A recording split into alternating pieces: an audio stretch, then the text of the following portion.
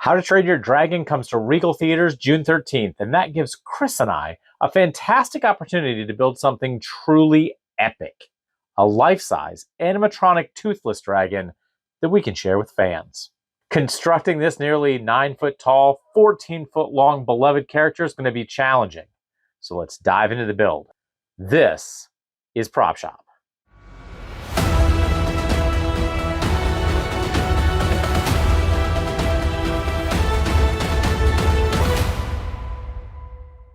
The dragon named Toothless first appeared on screen in 2010's animated movie How to Train Your Dragon. That film launched a franchise that has spanned multiple movies, cartoons, merchandising, and theme parks around the character and the world of Berk. Our goal is to build a full-scale, realistic version of Toothless that fans can interact with. To pull this off, I'm going to need the help of my good friend and co-builder, Chris Dotson. All right, so we have been challenged to do a Toothless activation for MomoCon in Atlanta. Right. And our original idea when we talked about this was to do a walk-around costume that you would be in, because we both love cosplay and costumes, and you love being in them. Yep, but there's two big problems with that.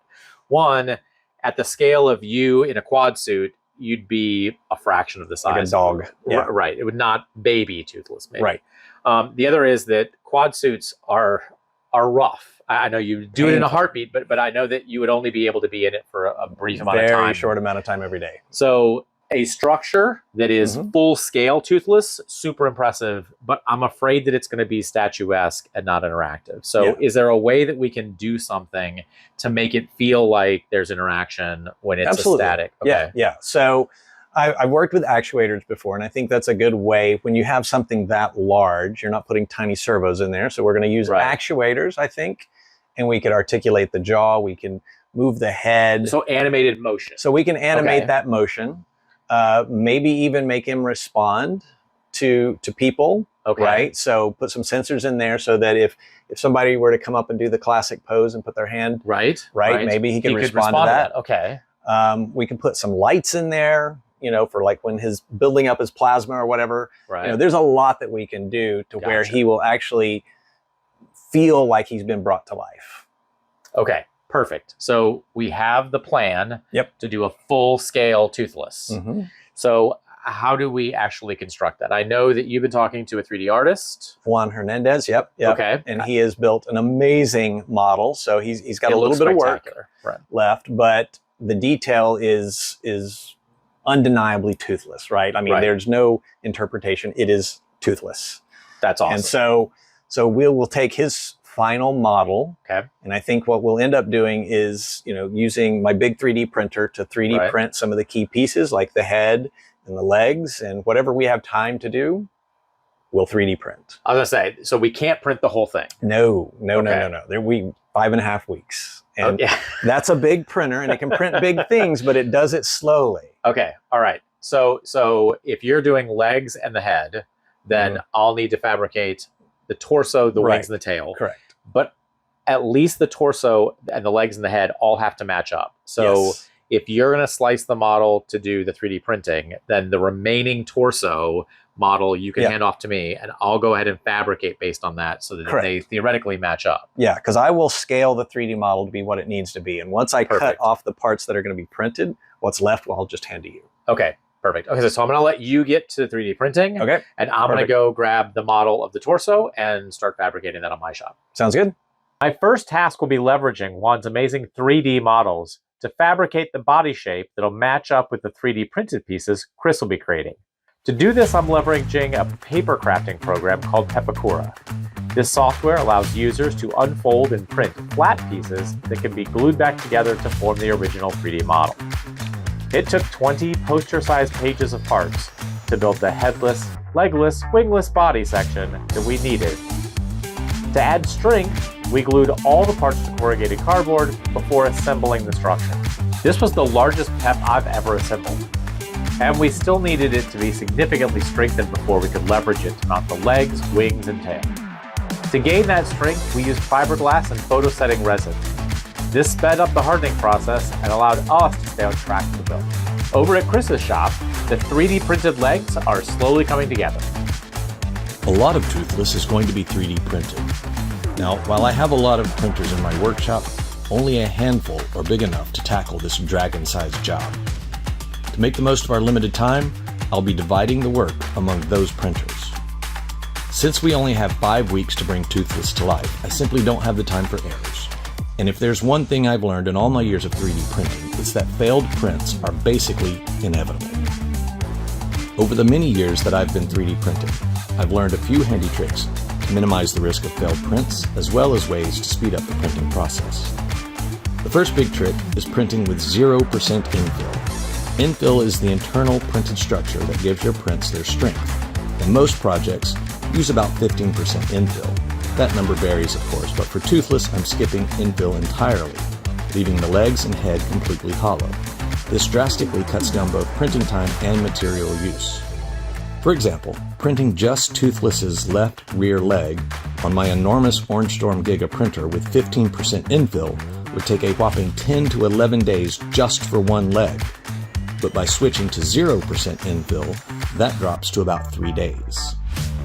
Now, some of you seasoned printers out there might be cringing right now. Yes, hollow prints are fragile. But don't worry, we've got a solution. We will fill the legs with a dense 2-part polyurethane foam. When mixed, this foam expands and hardens, making the legs incredibly sturdy, even stronger than if we had used infill. The second trick I'll be using is slicing the legs into multiple sections. Sure, my Giga printer can handle printing the legs in one go, but remember what I said about inevitable failures? Imagine losing nearly 3 days of printing because of a failure late in the process. It's really not fun. By breaking the legs down into 3 or 4 smaller sections, each piece becomes a shorter and less risky print. Even if something goes wrong, we lose maybe 1 day instead of 3. Plus, assembling the sections afterwards is quick and easy, often just a few minutes of work, and we can even start assembling the parts while the rest are still printing. Now that we have the hardened shell of the dragon's body, we'll need to wrap it so the exterior matches the 3D printed parts coming from Chris. Since the body is very geometric right now, we'll need to soften those edges with padding.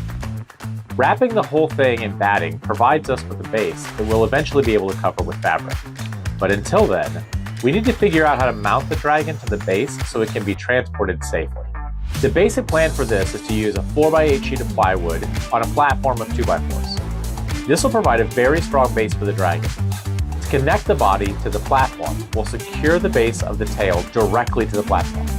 But we'll also need to connect the fiberglass body at the front to the base. For that, we install 2-inch PVC pipes that will run from the platform up inside and through the legs into the body cavity. This will lock the dragon to the platform in a very strong connection. The back legs will also provide additional stability, as they'll be attached to the base at the pad of the feet. And at the top of the legs, they'll be connected through the body and ratcheted down using packing straps that were locked in place in expanding foam inside the back legs. But before we can permanently attach all this, we'll need to cover the body with our final fabric. We tested a leathery vinyl material, but that wasn't as smooth as we wanted for the body. So we eventually went with a 4-way stretchy athletic wear fabric. This allowed us to stretch it smoothly across the body with only 2 seams, one along the back, where Toothless's back spikes will cover, and the other under the belly, which will be covered with one of the leather rigging straps. With the fabric installed on the body, it was time to paint the legs and body. We chose to use a texturized truck bed liner coating for the body and legs. This hid many minor imperfections and provided a nice matte finish with good texture. While we were working on the body, Chris was working on the 3D printed head and his plans to animate elements to bring Toothless to life. Like the legs, I'll be cutting the head into multiple pieces and printing them hollow. The lower jaw is going to be animated, so that will be one part. The face, which will house the screen and sensors, will be another part. The neck and back of the head, where his ears are, will be the third and final piece. This piece will also take the longest to print, with an estimated print time of 4 to 5 days. Efficiency and clever shortcuts are necessary when you're building a dragon on a deadline. The last piece of Toothless's head is finally off the printer. Total print time for just the neck? 129 hours. And remember when I said prints will inevitably fail? Well, somewhere around hour 120, I started to have a failure. The good news was, I could fix it. It was a minor setback, but certainly not a total loss, and I didn't have to start over. While the neck was printing, I spent more time than I care to admit working out where to place the screens for his eyes. I also figured out how I'm going to make his nose respond to touch. And let's be honest, any fan of the film knows what scene I'm talking about, and they're going to want to reenact it. I absolutely want them to experience that moment from the film, and I worked out just how to do it.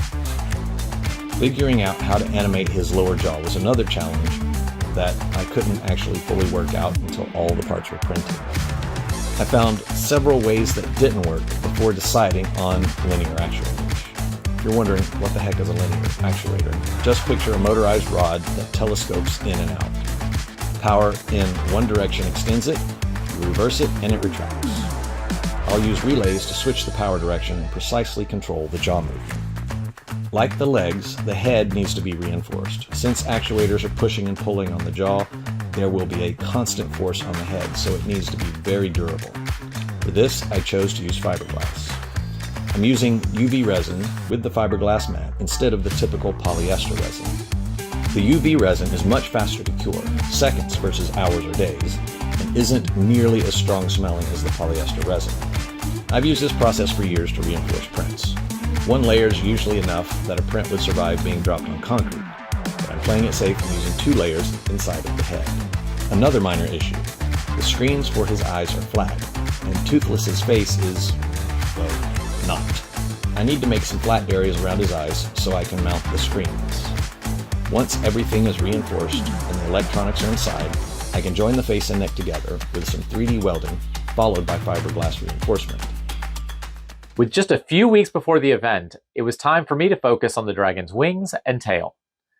And for this part, the leathery vinyl we purchased earlier would work perfectly. But this would be a large build all by itself, and it requires a lot of sewing. And while I can sew in a pinch, I wisely deferred to an expert in the field for this large task, my mother. Last summer, I got to work closely with my father on many parts of the Borderlands tactical vehicle build. So it was great to work closely with my mother on this large sewing project for Toothless. Her years of sewing experience were invaluable for constructing the nearly 9-foot-tall wings and 14-foot-long tail. While she worked on the material, I used PVC piping to construct the support system for the wings the fabrics would hang on. Once we had both the structure and the fabric ready, we got to see what a truly huge build this was. At almost 9 feet tall, 8 feet deep, and 20 feet wide, this is definitely the largest build prop shop has tackled. With time running out, we focused on finishing up important details. One of these was painting Toothless's claws. Using a combination of acrylic and latex paints and layers, I was able to create a nice natural look for the dragon's claws. Another element on my to-do list was the leather and metal rigging that Hiccup built for Toothless. That started with the saddle, which may not be seen by most of the audience, being behind the neck, but it also serves another purpose. It hides the hole in Toothless's neck where we can access Chris's control systems and the bolt that connects the head to the body. So we have the How to Train Your Dragon saddle. This is all made out of EVA foam and then plasti dipped, some adhesive promoter put on it, and then the base coat of spray paint for the different leathers. And now we have to make it look like it's real. We're going to use some watered down black matte latex paint. And we're going to start by brushing in black along the edge. Alright, the edges are now black. Start in here with a black and shadowy, dirty area up at the top. And we're basically going to go down the sides, especially around these rivets. And the goal is is to take enough off that you leave some in the cracks and around the rivets, but you also leave enough texture to make it look like a lived-in piece of leather. In addition to the saddle, I also scratch built the control pedals, the leg rings, and the leather belts that hold all the control systems on the Dragon. All of these were built in EVA foam and painted to look like either metal or leather. Although done in just a couple of days, I believe that these did a great job of providing an extra level of detail to the piece. Now that we're reaching the end of the build, it's time to connect with Chris again and see how the head and body look together. All right, so we have the fabricated body, the 3D printed legs. You've been working on the head. So now we have to pick that up and test fit it onto the body. Fingers crossed. Everything should line up. But we haven't tried this yet. So let's go ahead and give that a try.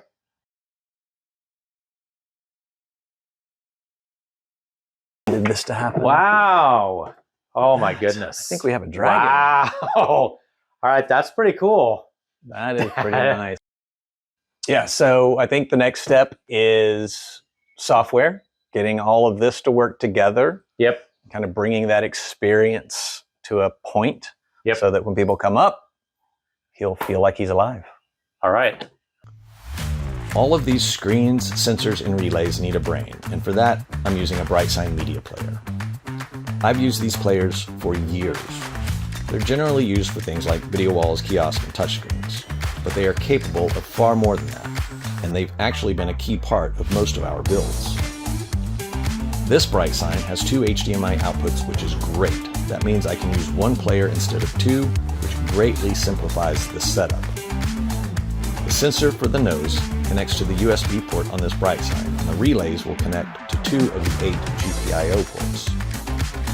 Now, none of this impressive hardware would do a thing without software telling it what to do. Sure, I could have used an Arduino or Raspberry Pi, but I would be writing code for days. And if there's a way to avoid writing code, trust me, I'm taking it. So instead, I'll use BrightAuthor Connected software, which lets me program everything Toothless's head needs to do with simple drag and drop events. No coding required. Seriously, I can build out his whole control system in just a couple of hours. Chris? Hey. Oh my goodness. You like it? I love it. His eyes are moving back and forth. Yep. We got some eye movement going. Goodness. He's blinking. The jaw's moving. His mouth moves. Yep. Yeah. I mean, it all really came together. Oh man. And he makes noise. Oh my goodness. That is awesome. Did you get the capacity touch thing going? Yes. So whenever somebody comes up. That is awesome. I think that's going to be a really big hit. Yeah. I think we kind of let people see if they discover that. Right? Oh, so many people. Because I think so many people are going to want to do that. It's from the movie. Right? It's from the movie. So I think that's going to be a hit. Oh my goodness. This has come out fantastic. So now let's get it loaded up and get it to MomoCon. I can't wait for people to see it, interact with it down there. It's going to be great. I'm looking forward to it. The favorite part of any build is when Chris and I get to see the joy our activation brings people. It's absolutely awesome to see fans of all ages meeting and interacting with Toothless. MomoCon is an amazing convention, and it's filled with some of the best fans in the world. Over 30,000 people took photos or videos with Toothless during the weekend. And we were lucky enough to have a few of Toothless's friends stop by and see him.